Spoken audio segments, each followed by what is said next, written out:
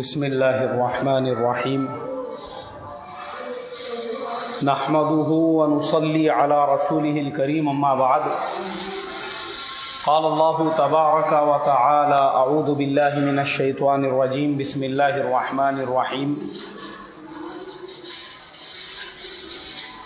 قل اعوذ برب الناس ملك الناس اله الناس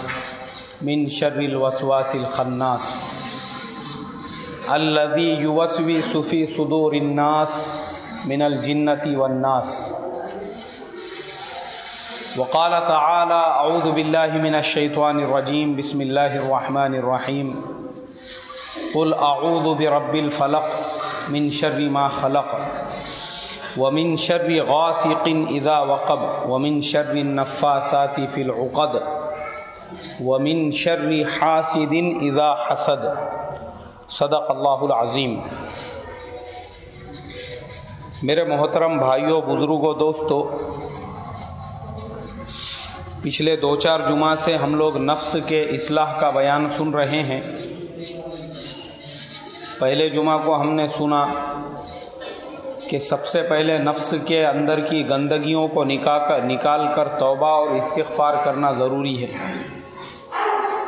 اس کے بعد کے جمعہ کو سنا کہ سب گندگیوں میں سب سے بڑی جو گندگی ہے وہ ہے شرک اور کفر کی،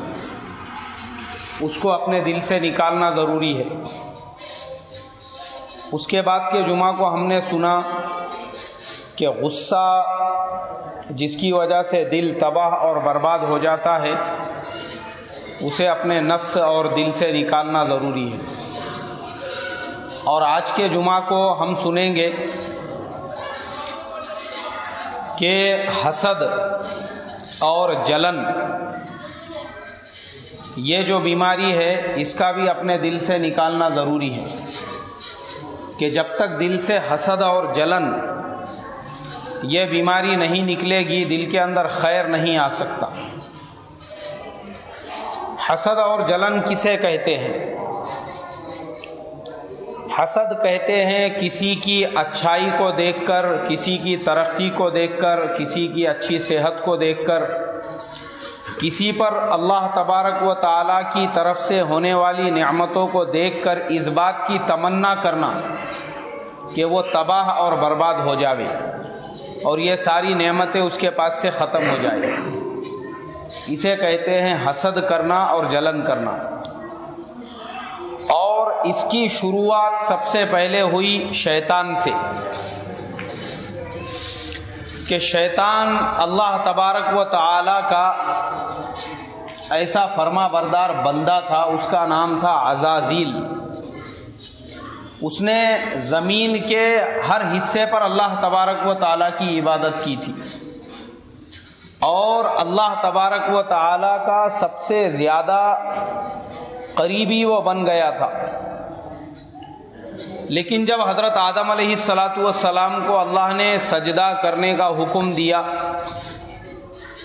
تو شیطان نے اس کی مخالفت کی، صرف حسد اور جلن میں، اس لیے کہ اس کو ایسا لگتا تھا کہ اللہ تبارک و تعالی فرشتوں کو اس کو سجدہ کرنے کا حکم دیں گے۔ لیکن اللہ نے جب حضرت آدم کو حکم دیا کہ حضرت آدم علیہ السلام کو سجدہ کیا جائے، تو حسد اور جلن کی وجہ سے شیطان برداشت نہیں کر سکا اور اس نے انکار کر دیا کہ جو مقام اور مرتبہ مجھے ملنا چاہیے تھا، جو رسپیکٹ کا حقدار میں تھا، وہ حضرت آدم کو کیوں مل رہا ہے؟ اس وجہ سے اس نے سجدہ کرنے سے انکار کیا اور اللہ تبارک و تعالیٰ نے اس کو زمین پر پھینک دیا اور ذلیل و خوار ہو گیا۔